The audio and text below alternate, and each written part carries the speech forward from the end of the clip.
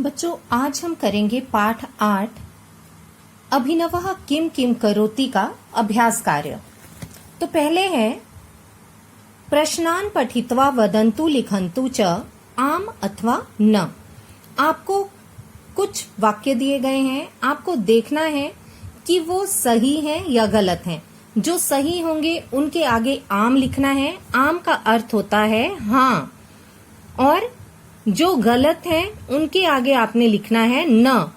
न का अर्थ होता है नहीं। पहला उदाहरण इन्होंने दिया है, किम अभिनवः प्रातः काले शीघ्रम उत्तिष्ठति। किम अर्थात क्या, क्या अभिनव प्रातः काले मतलब सुबह, शीघ्र जल्दी, उत्तिष्ठति उठता है। क्या अभिनव सुबह जल्दी उठता है? तो वो जल्दी उठता है ना, उत्तर होगा आम। अब पहला है, किम अभिनवः प्रातः काले भ्रमणाय गच्छति। क्या अभिनव सुबह सैर के लिए, भ्रमणाय अर्थात सैर करने, गच्छति जाता है। तो आप सभी को मालूम है कि अभिनव सुबह सैर करने जाता है, उत्तर होगा आम। दूसरा है, किम अभिनवः उद्याने धावति। क्या अभिनव, उद्याने मतलब बाग में, बाग में धावती मतलब भागता है। क्या अभिनव बाग में भागता है? तो वो बाग में भागता है, सैर करता है, तो उत्तर होगा आम। तीसरा है, किम अभिनवः प्रातः भ्रमणाय पूर्वम स्नानम करोति। क्या अभिनव प्रातः सुबह भ्रमणात पूर्वम, भ्रमणात मतलब भ्रमण से, सैर से, पूर्वम पहले, पूर्वम का अर्थ होता है पहले, पहले स्नान करता है। तो बच्चों, आप सभी को मालूम है कि अभिनव सैर के बाद में, सैर से आने के बाद स्नान करता है, पहले स्नान नहीं करता। पूर्वम होता है पहले। क्या अभिनव सुबह सैर से पहले स्नान करता है? तो उत्तर क्या होगा? न, अर्थात नहीं, क्योंकि वो तो सैर के बाद स्नान करता है। अगला है, किम अभिनवः प्रातः दुग्धम अपि पिबति। क्या अभिनव सुबह दूध भी पीता है? पिबती पीता है, तो वो दूध पीता है, उत्तर होगा आम। अगला है, किम अभिनवः विद्यालयम रेल यानेन गच्छति। क्या अभिनव पाठशाला रेल से जाता है? तो आप सभी को मालूम है वो रेल से नहीं बल्कि बस से विद्यालय जाता है, तो इसका उत्तर क्या होगा? न। अगला है, किम अभिनवः विद्यालय मित्रे सह क्रीडति। क्या अभिनव विद्यालय में मित्र के सह साथ क्रीडति खेलता है? क्या अभिनव विद्यालय में मित्रों के साथ खेलता है? तो वो खेलता है मित्रों के साथ, उत्तर क्या होगा? आम, हाँ। अगला, किम अभिनवः विद्यालये मित्रे सह केवलम क्रीडति।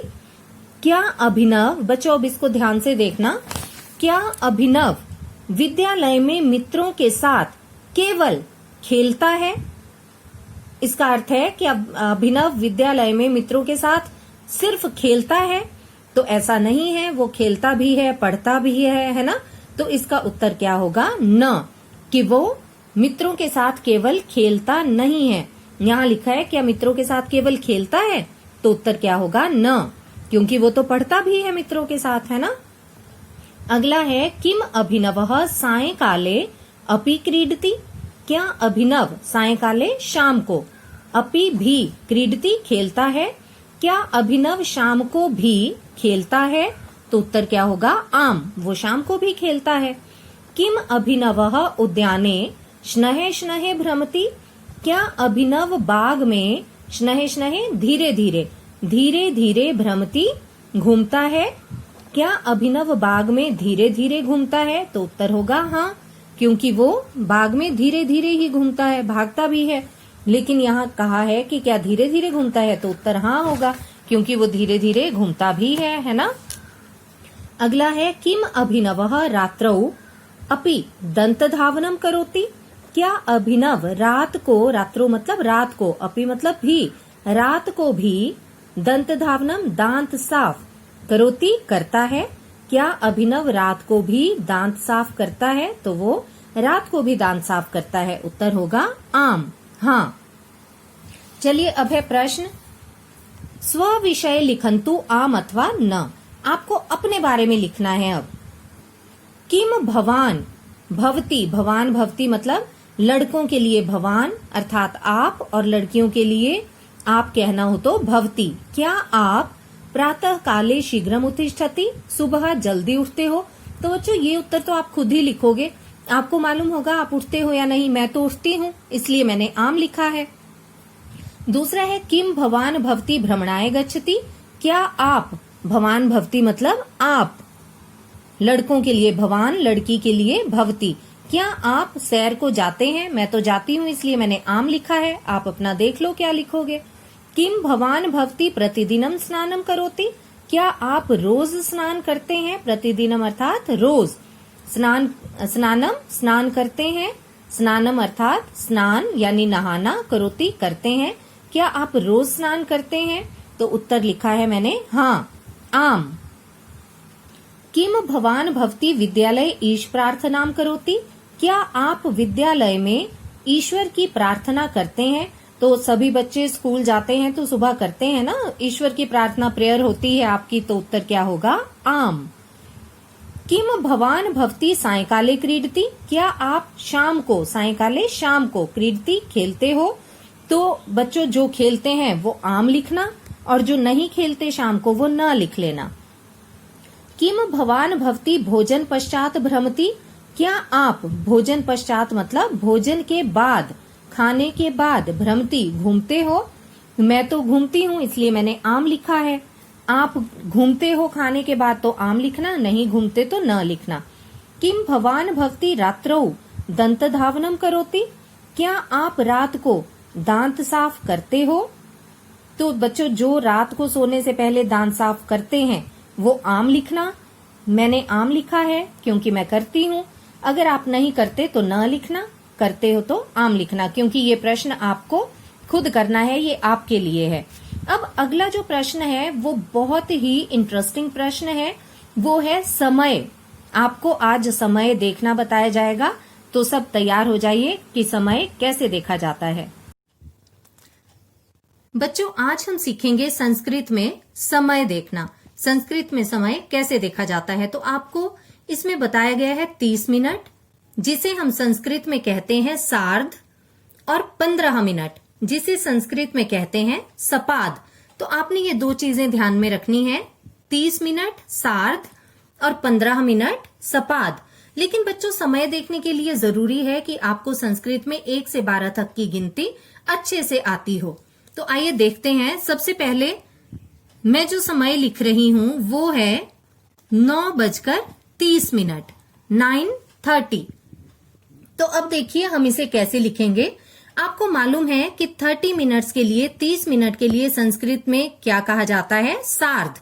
लेकिन अब हम जब संस्कृत में समय लिखेंगे तो हम मिनट्स को पहले लिखेंगे और आवर्स को बाद में लिखेंगे, क्रॉस में। ठीक है, तो पहले क्या लिखेंगे? 30 मिनट्स। 30 मिनट्स को हम लिखते हैं सार्ध, 30 मिनट्स सार्ध। तो अब कितने बजे हैं? 9। तो 9 को हम संस्कृत में कहते हैं नव, और बजे के लिए वादनम। तो बच्चों संस्कृत में 9:30 बजे को हम क्या कहेंगे? 30 मिनट्स के लिए सार्ध और 9 के लिए नव, बजे के लिए वादनम। तो क्या बन गया? सार्ध नव वादनम। याद रखना है, हमने समय को क्रॉस में लिखना है, मिनट्स पहले, आवर्स बाद में। अब इसी को हम 15 मिनट में लिखेंगे, 9:15। तो आपको मालूम है कि 15 मिनट को संस्कृत में क्या कहा जाता है? सपाद। 15 मिनट को संस्कृत में कहते हैं सपाद। तो अब हम लिखेंगे सबसे पहले मिनट्स। 15 मिनट कितने हो गए? सपाद। 15 मिनट को संस्कृत में कहते हैं सपाद, और कितने बजे हैं? 9। तो नव और साथ में वादनम। तो बच्चों संस्कृत में 9:15 को हम क्या कहेंगे? सपाद। 15 के लिए सपाद और 9 के लिए नव, बजे के लिए वादनम। सपाद नव वादनम। आइए अब अगला देखते हैं। अगला है 12:30, 30। तो पहले मिनट्स लिखेंगे। 30 के लिए क्या लिखेंगे? आप सभी को याद हो गया होगा, सार्ध। 30 के लिए सार्ध। और अब आवर्स लिखेंगे। 12 को हम संस्कृत में कहते हैं द्वादश, और बजे के लिए वादनम। तो बच्चों संस्कृत में 12:30 को हम क्या लिखेंगे? सार्ध द्वादश वादनम। चलिए अब आगे लिखते हैं इसी को 12:15 में 12:15। तो पहले क्या लिख लेंगे? मिनट लिख लेंगे। 15 मिनट्स को हम संस्कृत में क्या कहते हैं? सपाद। 15 मिनट्स सपाद।